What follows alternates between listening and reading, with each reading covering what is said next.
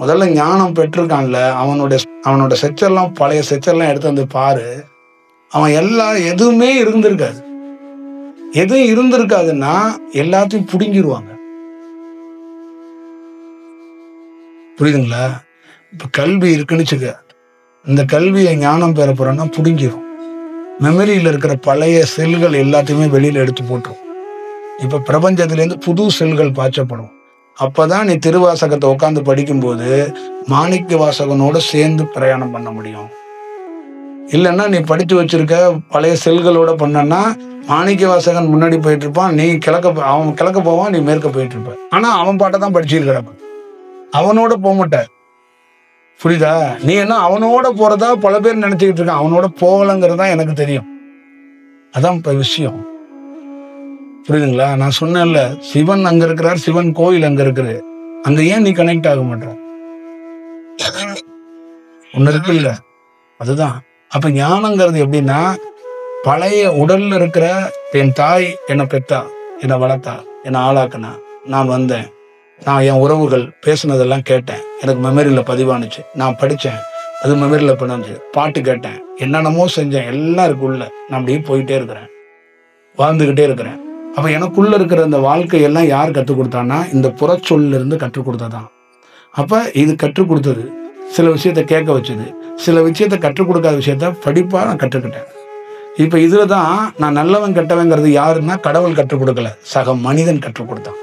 உங்களுக்கு எல்லாம் யாரும் கடவுள்லாம் கற்றுக் கொடுக்கல, உங்க செயல்பாடுல இப்படித்தான். அதனாலதான் கல்யாணம் பண்ணிக்கணும், இந்த குழந்தை பெற்றுக்கணும், உங்க வாழ்க்கை எல்லாருமே மனிதரால பழக்க வழக்கமாக நம்ம கற்றுக்கணும். அப்ப இதை தியானம் பண்ணும்போது என்ன பண்றான்னா, நம்ம பழக்க வழக்கம் இந்த செயல்பாடுகள்லாம் ஒண்ணா கீழே விழுவுது. அப்ப ஒண்ணா உடல்ல இருக்கிற எல்லாத்தையும் எடுத்தான். எனக்குள்ள தியானத்துல என்ன, என் தாய் தந்தை கொடுத்த சரிதத்தையே சுத்தப்படுத்தி விட்டான். இப்ப அந்த சரிதமே இல்ல. இப்ப என்ன சொல்றான், எனக்குள்ள இருக்கிற ஒரு உண்மை தன்மை என்ன சொல்லுதுன்னா, நீ எந்த தாயால் தந்தையால பிறந்தியா அவனோட மகனே இல்லைன்றுச்சு. ஏன்னா அவன் உடம்பே நாங்க இல்லடா, அதை மாற்றி கொண்டாங்குது. புரியுதா? அப்ப என்ன அவனி, அதுதான் விடுதலைங்கிறது. தாய்கிட்டம் இருந்து, தந்தையிடம் இருந்து, குழந்தையிடம் இருந்து, கல்வியிடம் இருந்து கற்றுக்கொண்ட எல்லா செயலிருந்து விடுதலையானா மட்டும்தான் இறை கல்வியை, ஞான கல்வியை கற்றுக்கொள்ள முடியும். அப்பதான் ஸ்டோரேஜ்ல மாணிக்க வாசகனோட விஷயத்த உள்ள ஸ்டோரேஜ் பண்ண முடியும். அப்பதான் அது போய் அடாப்ட் ஆகும், அது போய் அப்பதான் உட்காரும், இல்லைன்னா உட்காராது. புரியுதுங்களா? படிக்கவே தெரியாத, எழுதவே தெரியாத அருணகிரிக்கு எப்படி இப்படி ஒரு விஷயம் அப்படின்னா, அது எல்லாத்தையும் வெளியே தூக்கி போட்டா தானா வரும். உள்ள வந்து செட் ஆயிடுச்சுன்னா அவன் புலம்புறதே உபதேசம். அந்த வேற ஒரு வடிவத்துக்குள்ள மாறி போயிடும். அப்ப இது வந்ததுனாலதான் மாற்றம். அப்ப ஞானம்ங்கிறது என்ன அப்படின்னா, எல்லாத்தையும் சுத்தமா கம்ப்ளீட்டா தூக்கி போட்டுட்டு புது விஷயத்த செலுத்துறான் பாருங்க, அதுதான் ஞானம். ஏதாவது ஒண்ணு ஒட்டிக்கிட்டு இருந்தா அங்க அவன் என்ன பண்ணான், ஞானம்ல அடையல, ஒரு அனுபவத்தை பெற்றிருக்கான். இவ்வளவுதான் விஷயம். இந்த வடிவத்தை இருந்தாதான் அந்த வடிவத்தை பார்க்க முடியும். இது ரொம்ப அவசியமான ஒரு செயல் வடிவம். அப்ப அதனாலதான் அவன் என்ன சொல்றான், அந்த பிரபஞ்சத்துடைய ரகசியத்தை பத்தியோ கோள்களை பற்றியோ அவன் இவ்வளவு துல்லியமா பேசுறதுக்கான காரணம் அதான். செயல் வடிவம் அதுதான். நம்ம பஞ்சாங்கத்தையும் நம்ம ஜாதகத்தையும் வச்சுக்கிட்டு நாம இந்த செயல்ல இவங்க பாக்குறதுக்கும் ஒரு ஞானி பாக்குறதுக்கும் வித்தியாசம் அதுதான். அவன் என்னன்னா ஊடுருவிடுவான். இதுதான் விஷயம். இது அவசியமாக இதெல்லாம் பார்க்கப்படணும். இதெல்லாம் இல்லாம நம்ம என்னன்னா வெறுமுனே என்ன நினைக்கிறோம்னா, யாருக்கிட்ட வேணாலும் உபதேசம் வாங்கிக்கலாம், யாருக்கிட்ட வேணாலும் தியானம் வாங்கிக்கலாம், நமக்கு வந்து கடவுள் வந்து காட்சி கொடுத்துருவான், நம்மளை ஞானி ஆக்கி விட்டுருவான்னு எல்லாரும் நினைச்சா அது எப்படி சரியா இருக்கும்? இதே ஊர்ல எல்லா ஊர்லயும் தியானமும் இருக்கு, தியானத்துக்கு ஆப்போசிட்டா பிரிஸ் புண்ணியமும் இருக்கு. ரெண்டுமே எடுத்துட்டு போக முடியாதுல்ல. புரியுதா? அப்ப நெகட்டிவும் இருக்கும், பாசிட்டிவும் இருக்கும். அப்ப எதுன்னு கண்டறிஞ்சுதான் வேலை செய்ய முடியும். கண்டறியாம வேலை செஞ்சா என்ன பண்ணுவோம்? சொல்லுங்க, நீங்களே சொல்லுங்க. வாழ்க்கை கண்டமா போயிடும், ஒன்றும் பண்ண முடியாது. கண்டறியாம வேலை செய்யறதுலதான் பிரச்சனைகள் வந்துடுது. அப்ப நம்ம வெறும் ஆசைகள்ல தூண்டுதல்ல ஒரு வேலை செய்யறோம். அது இருக்கக்கூடாது. இறைவன்கிறவனே ஆசை இல்லாதவன் தான் இறைவனாவே இருப்பான். கடவுளை போய் காதலிச்சா அவன் பேரு அது என்ன முடியும்? காதல் என்னைக்கு நிக்குதோ அன்னைக்குதான் கடவுள் காட்சி கொடுப்பான். புரியுதுங்களா? கடவுளை போய் காதலிச்சோம்னா அவன் என்ன பண்ணுவான்? அவனே காதல்னா என்னன்னே தெரியாதவன். அவன்கிட்ட போய் காதலிச்சா அவன் என்ன பண்ணுவான்? ஒரு நாள் காதல் நிக்கிற வரைக்கும் இன்னும் உனக்காக காத்திருப்பான் அவன். நீ என்னைக்கு அந்த சுயம் விட்டுட்டு கீழே விடுபடுறியோ அன்னைக்கு அவன் காட்சி கொடுப்பான். நம்ம ஆராதிக்கிறவங்க கிருஷ்ணனுக்கு சின்ன சின்ன பாதம்லாம் வச்சு கொண்டாடிட்டு, இதுக்கெல்லாம் பக்கத்து தெருவில் இருக்கிறவன், நம்ம ஊர்ல இருக்கிற சக மனிதன் வேணா அப்படியே சிலகாயிட்டு மல்லிகை பூக்கு மயங்குவான். கிருஷ்ணன்லாம் மயங்குவானா? நீ ஒரு பாதம் கிடையாது, 1500 பாதம் கூட வையே. கிருஷ்ணன் மாதிரி இருக்கிற அந்த சின்ன சின்ன வடிவம் நமக்கு ஒரு தன்னம்பிக்கை ஏற்படுத்துறதுக்கு வேணா காட்டுமே வந்து கிருஷ்ணன்லாம் வரமாட்டான். ஏன்னா கிருஷ்ணனோ சிவனோ எவனா இருந்தாலும் ஆசைக்கு அடி பண்ணிய மாட்டாங்க. நீ சொல்ற கொல்கட்டைக்கும் நீ வைக்கிற மல்லிகை பூக்கும் அவன் அடிமையானா அவன் என்ன லோக்கல்ல இருக்கிற ஒரு செயல் வடிவம் மாறி போயிரும்ல. இறைவனே ஆசை இல்லாதவன் தான். ஒரு இடத்துக்குள்ள என்ன சொல்லிட்டான்? உருவத்துக்குள்ள வா, உருவமே இல்லாம நான் இருக்கிறேன், உருவத்தையும் நான் காட்டி கொடுக்குறேன், உருவம் இல்லாமையும் காட்டி கொடுக்குறேங்கிறதான் அந்த வடிவம். அப்போ உருவம் எதுக்குன்னா உன்னை பலப்படுத்துறதுக்காக உருவம். நீ பலமானதுக்கு அப்புறம் உருவத்தை இன்னொரு பக்கம், உருவத்துக்கு பின்னாடி ஒன்று பாரு, உனக்கு ஒன்றா ஒரு ஒளியை தெரியும். உனக்கு ஒரு டைம் லாப் இருக்கு. அந்த டைம் லாப்புக்கு உன்னை பக்குவப்படுத்துறதுக்கு ஒரு உருவம் தேவைப்படுது. அதை நீ வச்சுக்க. நீயும் ஒரு உருவத்தில் இருக்கிற. இப்போ நீயே உருவம் இல்லைன்னு ஒரு நாள் தெரிஞ்சுக்குவ. அதை தான் ஞானி என்ன சொன்னா, எனக்கு ஆன்மாவை கண்டுட்டேன், என் உடல் பெருசு இல்லைன்ட்டான். அதே தான் நீனு சொல்ல போற. அப்போ உருவத்தை வணங்க மாட்டேன், உருவத்தை பார்க்க மாட்டேன். ஏன்னா உருவம் எதுன்னு தெரிஞ்சுக்குவ. அந்த உருவத்துக்குள்ள என்ன இருக்குங்கிறதையும் தெரிஞ்சுக்கு.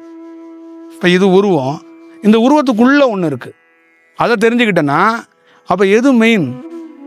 அப்போ உள்ள இருக்கிறது தான் மெயின். அப்போ இது எப்போ வேணாலும் எப்படி வேணாலும் ஆகலாம், அது எப்பயுமே அழியாததா இருக்கு. அப்போ அவன் தான் மெயினானவன். இது கவசம், அவன் தான் மெயின். அப்போ நீ அதாவே நீ மாறுறதுக்கான வாய்ப்புகளை உருவாக்கப்படும். இவ்வளோ பெரிய ஒரு வடிவம் அதுக்குள்ள இருக்கு. அப்போ அதுக்கு எவ்வளோ டைம் தேவைப்படும்? அப்படி ஒன்று இருக்குல்ல. இந்த உடலையே மொத்தமாக ரெடி பண்ணணும். இது ஒரு மலையை ரெடி பண்ணுற மாதிரி தான் அந்த உடலை ரெடி பண்ணி, இந்த உடல் தெய்வீகமாக அது மாறும். அதுக்கப்புறம் இதுக்குள்ள வெறும் நீ எந்த மனித செயலை செலுத்தினாலும் செலுத்த முடியாது.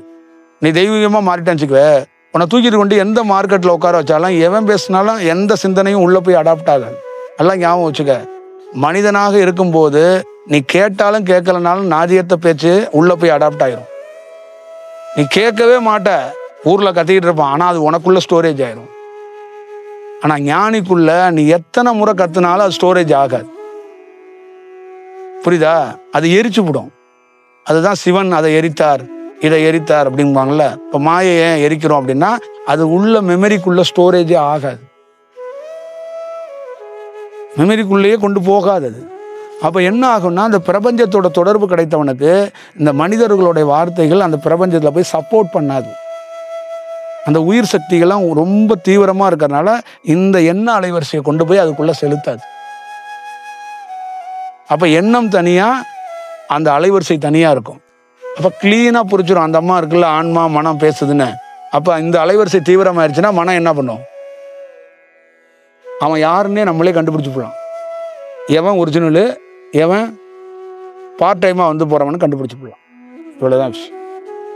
அப்போ உனக்குள்ள என்ன ஆகும்? இப்போ எனக்குள்ள தியானம் கிடைச்சதுக்கப்புறம், நல்ல தியானம் வந்ததுக்கப்புறம், மாற்றம் வந்ததுக்கப்புறம், உடலை பல்வேறுபட்ட சூழலுக்கு மாறினதுக்கப்புறம் எது இங்கே எந்த காலகட்டத்தில் எது ஒர்க் ஆகும், எது எப்படி சரியாக இருக்குது, என்ன மாதிரி அனுபவத்தை யார் பெற்றிருக்காங்கிறத நம்மளால் பார்க்க முடியுது. அதை ப்ரெசன்ட் பண்ண வரும்போது ஒரு ரெகுலர் மனிதராக இருக்கிறவங்க என்னென்னா பற்று பாசத்தில் இருக்கிறாங்கல்ல, அவங்களால அதை புரிஞ்சுக்க முடியல. ஒரு ஞானி எப்படி ஞானியாக மாறி இருக்கிறான்னு எத்தனை புத்தகத்தை படித்தாலும் நீங்கள் உணர மாட்டீங்க. அது ஒரு பெரிய செட்பேக் இருக்குது. ஒரு ஞானியை உணர்றதுன்னு ஒன்று இருக்குது. அவர் ஞானியாக எப்படி ஆனார்னு ஒரு ஆராய்ச்சி பண்ணணும். அது ஒன்று இருக்குது. சும்மா தியானம் பண்ணி ஞானியெல்லாம் ஆக முடியாது. அதுக்குள்ள பல்வேறுபட்ட ப்ராசஸ் இருக்குது, பல்வேறுபட்ட பணிகள் இருக்குது. நான் தான் சொல்கிறேனே, இந்த பிரெயின் டோட்டலாகவே ஒரு வெற்றிடமாக ஆக்கப்படுகிறது. அது மாறுபடுது. அப்புறம் இதய பகுதியில் மாறப்படுகிறது, இடுப்பு பகுதியில் மாறப்படுகிறது. அப்போ பல்வேறுபட்ட மாற்றங்களை அது சந்திக்குது.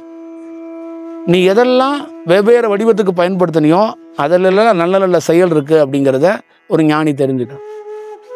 பெர்செப்ஷன்ங்கிறது ஒரு ஆற்றலா, தியானத்தின் ஆற்றலா, இல்லை வந்து அது ஒரு மாயை?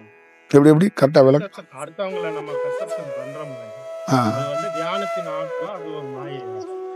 அடுத்தவங்களை கவனிக்கிறது, உணர்வு. இப்போ அந்த ஒரு மனிதனுக்குள்ளே என்னன்னா, ஒவ்வொருத்தரை கவனிக்கிறீங்கல்ல, அந்த இடத்துக்குள்ள தன்னுடைய உயிர் சக்தியிலேருந்து ஒருத்தர் மேலே ஈர்ப்பு இருக்கும். அந்த ஈர்ப்பில் தான் நம்ம வந்து நகர்ந்து வர்றோம், இல்லை கவனிக்கிறோம், இல்லை பேசுகிறோம், இல்லை வந்து ட்ராவல் பண்ணுறோம். இதுதான் நமக்குள்ளே இருக்கிற நம்பிக்கை அடிப்படை. ஆனால் அதுக்குள்ள ஒரிஜினாலிட்டியாக இதுதான் அப்படிங்கிறத நம்மளால் கண்டுபிடிக்க முடியாது. புரியுதுங்களா? இப்போ அங்கே தான் நமக்குள்ள ஒரு பெரிய ப்ராப்ளமாக இருக்குது.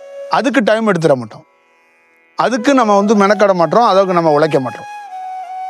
இப்போ நம்ம வந்து இறைவன் எந்த வடிவத்தில் இருக்கிறார் அப்படின்னு தேடுறதுல முக்கியத்துவம் பார்க்குறோமா, இல்லை நாம் எந்த வடிவத்தில் மாறணும் பார்க்குறோமா அப்படின்னு ஒன்று இருக்கு. அப்போ இறைவனை எந்த வடிவத்தில் இருக்கிறான்னு தேட ஆரம்பித்தா நீ எந்த வடிவத்தில் இருக்கிறான்னு முதல்ல தெரியறதுக்கான வாய்ப்பை உருவாக்கப்படுது இயற்கையாகவே. அதுதான் முக்கியமானது. இப்போ நீங்கள் பிரபஞ்சத்தை தேடினீங்கன்னா நீ யார், பிரபஞ்சம் யாருன்னு காட்டுறதுக்கு வாய்ப்பு இருக்கும். நீங்கள் பூமியை தேடினீங்கன்னா உன்னோட செயல் என்ன, பூமியோட செயல் என்னன்னு தேடுறதுக்கும். இப்போ கடவுளை தேடினீங்கன்னா கடவுளுக்கும் உனக்கு என்ன தொடர்பு இருக்குது, நீ என்னங்கிற தேட ஆரம்பிச்சோம். அப்போ ஒரு குருவை இவர் சரியாக தவறான்னு தேட ஆரம்பிச்சோன்னா உனக்கு இந்த மாதிரி ஏன் வந்துச்சு சிந்தனை அப்படிங்கிறதுக்கான உனக்கான என்ன செயலுங்கிறத தேட ஆரம்பிச்சோம். இதுதான் அதுக்குள்ளே இருக்கின்ற செயல். அப்போ உள் உணர்வு இருக்கிறதுனால தான் விவேகானந்தர் கடவுள் இருக்கிறாரா, கடவுள் எப்படி இருக்கிறாரு, கடவுளை பார்த்துருக்கீங்களா அப்படிங்கிற விஷயம். அப்போ அதே அவர் கடவுளை பற்றி தெரிஞ்சதுக்கப்புறம் அவருடைய ஸ்டேட்மெண்ட்லாம் எப்படி இருந்துச்சு, அவருடைய வார்த்தைகள்லாம் எப்படி இருந்துச்சு, அது ஒன்று இருக்குது. அப்போ கடவுளை எல்லாத்திட்டையும் கேட்டு தெரிஞ்சிட முடியாது. உலகத்தில் 1000 பேர் இருந்தான், ஆனால் ஒரு ராமகிருஷ்ணர் தானே விவேகானந்தர் காட்டி கொடுத்தான். எல்லா காவி வெட்டி கட்டினவனும் காட்டி கொடுக்கலையே.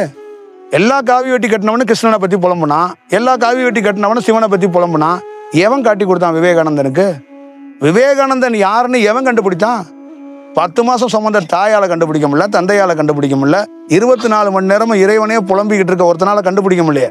ஒரு பைத்தியக்காரன் கண்டுபிடிச்சு சொன்னானே நீ எதுக்குடா வந்திருக்கன்னு. புரியுது இல்லை? அப்போ அவன் என்ன, விவேகானந்தன் என்ன சூழல் என்ன செயல்கிற தெரிஞ்சுக்கிட்டார். இப்போ நமக்கு கருணை அடிப்படையில் இது காட்டி கொடுக்கப்படலை. ராமகிருஷ்ணருக்கும் நமக்கும் கருணை கிடையாது, காதல் கிடையாது. நாம் ஒரு வேலைக்கு வந்திருக்கோம், இப்படி தெரிஞ்சுக்கப்படணும் அப்படிங்கிறது அவருக்கான வாய்ப்புகளை அவரு அந்த தியானத்துக்குள்ளேருந்து என்ன முழுமையாக தெரிஞ்சு தன்னை யாருன்னு தெரிஞ்சுக்கிட்டார். இதுதான் விஷயம். இப்போ ஒரு உரையை ஒரு பேராசிரியர் உரை நிகழ்த்துறதுக்கும் விவேகானந்தர் உரை நிகழ்த்துறதுக்கும் வேறுபாடுகள். பேராசிரியர் வந்து படித்ததை மெமரியில் உள்ளதை அப்படி உரை நிகழ்த்துறாரு. விவேகானந்தன் என்பவன் இந்த காலகட்டத்தில் இந்த உரை நிகழ்த்தப்பட்டாகணும், இந்த உரை நிகழ்த்துறதுக்காக தான் நம்ம வந்திருக்கிறோம். இந்த உரையை ஒரு 3% பேர் தான் கேட்பாங்க, 30% பேர் 25 ஆண்டுகள் கழித்து தான் கேட்பாங்கன்னு தெரிஞ்சு தான் நிறைய உரை நிகழ்த்தினார். எந்த பேராசிரியர் அப்படி உரையில் நிறுத்திட முடியும்? அது ஒன்று இருக்குல்ல. அப்போ தனக்குள்ள இந்த இது கிடைக்கல அந்த இது கிடைக்கலன்னு ஒரு பேராசிரியர் வருத்தப்படுவார். ஆனால் விவேகானந்தர் வருத்தப்படலை.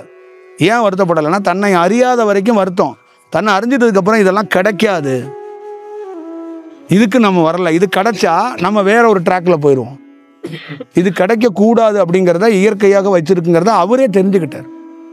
அப்போ அங்கே என்ன ஆகுது, லக்கு இல்லை, இந்த பெரிய டேலண்ட்டு திறமை இதுக்கெல்லாம் இல்லை. எது எது வேலைக்காக நம்ம வந்திருக்கோமோ, எது நமக்கு கிடைக்கப்படணுமோ, எதை நம்ம எடுத்துக்கப்படணுமோ அது மட்டும்தான் நமக்கு உள்ள நம்ம சுற்றி வரும். இப்போ நம்ம நினைக்கிறோம்னா நம்மளை சுற்றி வராததெல்லாம் நம்ம துரதிருஷ்டவாதி, நம்மக்கிட்ட வரலன்னு நினைக்கிறோம். அது அப்படி இல்லை. இந்த பொருள் தான் வரும்னு பிரபஞ்சத்துக்கு தெரியுது, இது நமக்கு தெரிய மாட்டேது. வராத பொருளை மட்டுமே ஒரு மனிதன் யோசிக்கிறான். வர்ற பொருளை ஏற்றுக்க மாட்டான். வந்த பொருளை அது தன்னோட பொருள்னு அவன் வந்து அதை உணர்ந்து அதை வேலை செய்ய மாட்டான். வரவே வராது, கிடைக்கவே கிடைக்காது. அந்த பொருளை அதுக்காக தன்னுடைய வாழ்க்கையில் 25 ஆண்டுகள் 30 ஆண்டுகள் செலவழிக்கிறான். ஏமாந்து போகிறான். இவ்வளோதான் விஷயம். அப்போ அதை உணர்ந்துட்டா இந்த சுழற்சியில் எந்த பொருள் நம்மளை நோக்கி வருங்கிறத அவனுக்கு கிளியராக தெரியும். அப்போ வந்திருக்க பொருள் இது நமக்கான பொருள் தான், இதுதான் நம்மக்கிட்ட வரணும். அந்த பொருள் நம்ம எதிர்பார்த்தது தவறு, அது நமக்கான பொருள் இல்லை. அந்த பொருளை தொட்டால் வேலை மாறி போயிடும். புரியுதுங்களா? அப்போ அந்த பொருளை தொட்டால் என்ன ஆகும்? விவேகானந்தர் கல்யாணம் பண்ணணும். இந்த பொருளை தொட்டால் சன்னியாசியாக இருக்கணும். இவ்வளோதான் விஷயம். இதை அறிஞ்சிக்கிறதுக்கான ஒரு வாய்ப்புகள் உருவாக்கப்படும். இதெல்லாம் வந்து ஒரு வகுப்புல ஒரு தியானத்துக்குள்ள அப்படி இப்படி நிகழ்த்துறதுங்கிறதெல்லாம் கம்மி. நாம் உணர்ந்து பல நாள் டிராவலில் கிடைக்க வேண்டிய ஒரு செயல். தியானங்கிறது ஒரு தனி மனிதனுடைய ஒரு பயணம் மாதிரி, ஒரு சுகமான செயல். அது தனக்குள்ளே பல துன்பம் இன்பம் எல்லாம் கடக்கும் போதும் வீட்டுக்குள்ளே எப்படி நம்மளோட வாழ்க்கையை எல்லாத்தையும் நம்ம டிஸ்கஷன் பண்ணுறது இல்லை. யார்ட்டையும் நம்ம குடும்பத்தை பற்றி ஒரு 10% வேணால் டிஸ்கஷன் பண்ணுவோம், 90% அப்படியே டிஸ்கஷன் பண்ணுறதில்ல. அதை எப்படி சகிச்சுக்கிறோமோ அந்த மாதிரி தான் கடவுள் தேடுதல் தியானம். அதை உள்ள சார்ந்து ஒருத்தன் உள்வாங்கி அதுக்குள்ளேயே ஒருத்தன் தேடுறவன் ஒரு நாள் அவனுக்குள்ள ஒரு மாற்றம் கிடைக்கும். அது வரைக்கும் அவன் காத்திருக்கணும். அது வரைக்கும் அவன் வந்து ஒரு விஷயம் பண்ணணும். அவ்வளோதான் விஷயம். அப்போ அவனுக்குள்ள ஒரு பெரிய மாற்றம், ஒரு எழுச்சியை அதை அவனாலே பார்க்க முடியும்.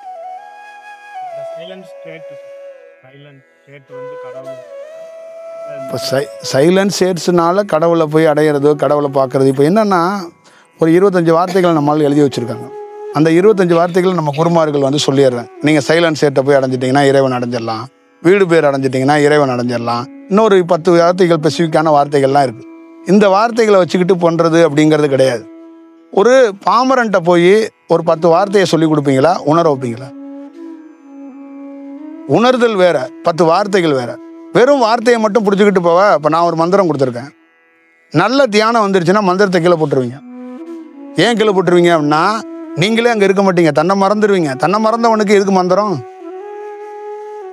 அப்போ தன்னை மறக்கிறதுக்கான ஒரு வாய்ப்பு இருக்கிற வரைக்கும் தான் அந்த மந்திரம்.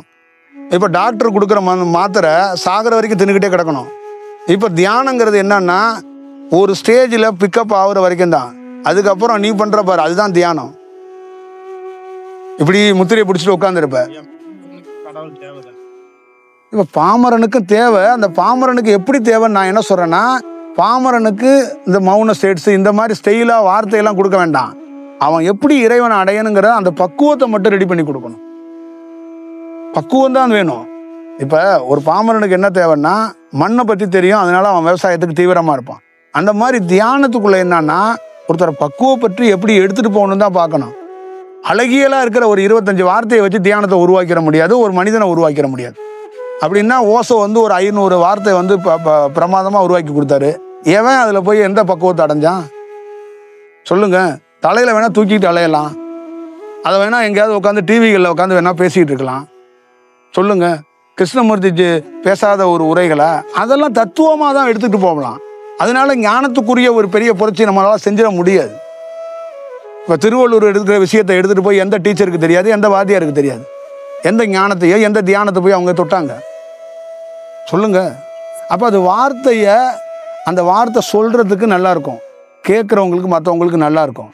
ஆனால் அதை தாண்டி ஒன்று இருக்குள்ள, அது வேணும். அப்போ ஒரு இடத்துக்குள்ள ஒரு வார்த்தையும் கீழே விழுந்துரும். புரியுதுங்களா? அவ்வளோதான். தன்னை மறக்காத வரைக்கும் ஒரு வார்த்தை தேவைப்படும். தன்னை மறந்துட்டா வார்த்தை மறந்துடும். இப்போ 10 வாட்டி ஒரு மந்திரம் சொல்லி கொடுக்குறோம், அதை நீங்கள் உட்காந்து தியானம் பண்ணுறீங்கன்னா 11வது வாட்டி நீங்கள் சொல்கிறதுக்குள்ளே உங்களை மறந்துட்டீங்க தியானத்தில்னா அந்த மந்திரம் அங்கே தேவைப்படலை. இதே நீங்கள் அடுத்த வாட்டி என்ன பண்ணுவீங்க? 2வது வாட்டியே மறந்துடுறீங்க. அப்போ என்ன ஆகுது? அப்போ கொஞ்சம் கொஞ்சமாக அடுத்த வாட்டி என்ன பண்ண, மந்திரம் ஆரம்பிக்கிறதுக்குள்ளேயே உங்களை மறந்துடுறீங்க. அப்போ உங்களுக்கு என்ன அனுபவம் கிடைச்சிருக்குன்னா மந்திரமே இல்லாமல் உனக்கு தியானம் வருது. இவ்வளோதானே விஷயம். அப்போ அழகியலான வார்த்தையிலேருந்து நீங்கள் விடுபடுறீங்கல்ல, அப்போ அந்த தத்துவமே அங்கே உங்களுக்கு தேவைப்படலை. அவ்வளோதான் விஷயம். அப்போ நம்ம சில வார்த்தைகளை மட்டும் வச்சுக்கிட்டு எடுத்துகிட்டு போய் பழகிற வரைக்கும் ஓகே, பழகினதுக்கப்புறம் அந்த வார்த்தையெல்லாம் கூட கீழே விழுந்துடும். இதெல்லாம் இருக்கு. அதனால தான் எல்லாத்துக்குமே இது நிகழும். எல்லாத்துக்குமே இது பொருந்தும். அப்போ நம்ம ஒரு தியானம்ங்கிறத ரொம்ப கவனமாக ரொம்ப கவனித்து, அது எந்த தியானம் வேணாலும் நீங்கள் பண்ணலாம், யாரை வேணாலும் ஃபாலோ பண்ணலாம், யார்கிட்ட வேணாலும் இருக்கலாம். மனிதன் என்பது இயற்கையாக அவன் செயற்கையாக இல்லாமல் யார்கிட்டையும் டிஃபெண்ட் பண்ணி இல்லாமல் யார்கிட்ட வேணாலும் தியானம் பண்ணலாம், யார்கிட்ட வேணாலும் உபதேசம் வாங்கலாம். அது மிக சரியாக இருந்து அவனே கண்டுபிடிச்சி அது சரியாக இருந்தால் அவன் வளருவான். அப்படி இல்லைன்னா அவன் வேற மாதிரி தான் வளரும். ஐயா, அப்ப அந்த அவங்க எழுதின உணர்வு நிலையில நம்மளும் போய் அதை உணர்ந்து ஓதணும் அப்படின்னா அந்த வார்த்தைக்கு உண்டான பலன் நம்மளுக்கு கிடைக்குமா அப்படின்றீங்களா? இப்போ அந்த உணர்ந்து அப்படிங்கிறது என்னன்னா, இது சாப்பிட்டு போயிடுறீங்களா? சரி. அந்த உணர்ந்து அப்படிங்கிறதுக்கு பொருள் என்னன்னா, அந்த ஓசை, இப்போ ஓம் நமச்சிவாயா அப்படின்னு இருக்குல்ல, அந்த ஓசை வந்து நம்மளை வந்து ஒரு பக்குவப்படுத்தும், ஒரு நிலைக்கு கூட்டிட்டு வரும். அதுக்கு தான் இது மெயினாக வந்து அவங்க கொடுக்கப்பட்டது. அப்போ நீங்கள் ஒரு தயாராகிற வரைக்கும் அது அது அது உங்கள் கையில் வந்து ஒரு பாதுகாப்பாக இருக்குது. நீங்கள் தயாரானதுக்கப்புறம் என்னன்னா, அதை நீ பயன்படுத்த வேண்டாம், உன் இயற்கையாகவே உன் உடலே அந்த அளவுக்கு தயாராகிருக்கு. அப்போ நீயே ஒரு ஓசையாக வந்திருக்கிற, அப்போ நீ அதை பயன்படுத்தாமே உனக்கு தியானம் வந்துடும். இப்போ நான் சொல்லி கொடுத்த கலையை நீங்கள் கலையை செய்கிறதுக்குள்ளே நீங்களே உள்ளுக்குள்ளே இயற்கையாகவே தியானமாக இருப்பீங்க. அது தானாக வந்துடும்.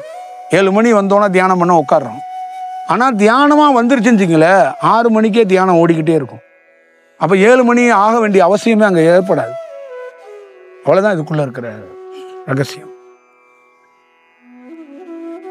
அப்போ ஒவ்வொருத்தருக்குள்ளேயும் எது தியானம் எதுக்கு தேவைப்படுதுன்னா, அந்த தியானம் வர்றதுக்கு முன்னாடியும் ஒரு மனிதன் டைவர்ட் ஆகி எங்கேயும் போயிடாமல் அவனை பாதுகாத்து ஒரு வழிக்கு கொண்டு வர்றதுக்கு தான் தியானமும் அந்த மந்திரங்கள், இந்த மாதிரி ஒரு கைடன்ஸு ஒரு குரு வந்து இருக்கிறார். நீ அங்கிட்டு போயிடாத, கொஞ்சம் பொறுமையாக இரு. ஏன்னா நீ இருக்கிற இல்லற வாழ்க்கையில், நீ இருக்கிற சூழலில் அப்படி இப்படி டைவர்ட் ஆகிறதுக்கு வாய்ப்பு இருக்கும். அது வாய்ப்பு கொடுக்காத. அப்போ நீ கொஞ்சம் கவனமாக, என்னோடய எக்ஸ்பீரியன்ஸில் கொஞ்சம் பொறுமையாக நிதானமாக நீ இந்த பாதையிலே போ அப்படிங்கிறத அவர் பெரிய விளக்கமாக கொடுக்காம ஒரு நம்பிக்கையோடு நீ போன்னு சொல்லி அனுப்புறதுக்கு இதுதான். ஆனால் நிறைய ஞானிகளோட எக்ஸ்பீரியன்ஸ் என்னன்னா, உருவமாக ஒருத்தரை பார்க்கவே இல்லை, ஒருத்தரை தியானம் கற்றுக்கவே இல்லை, ஆனால் அவங்களுக்கு நேச்சராகவே கிடச்சிருக்கு. ஒவ்வொரு இன்சிடென்ட்ல ஒரு விஷயம் கிடைச்சிருக்கு. வெகு சிலருக்கு தான் இன்னொரு குருக்கிட்டேருந்து ஒன்று கிடைச்சிருக்கு. பாக்கி எல்லாருக்குமே நேச்சர்லேயே ஒன்று கிடைச்சிருக்கு. அவங்க போன மலைகள்லையோ போன டிராவல்லையோ எங்கேயோ ஒரு சேஞ்ச் ஆகிருக்காங்க. அப்போ அதில் அவங்களுக்குள்ள ஒரு பெரிய மாற்றத்தை அது வழி நடத்திருக்கு. அந்த மாதிரியான ஒரு விஷயமும் இருக்கு.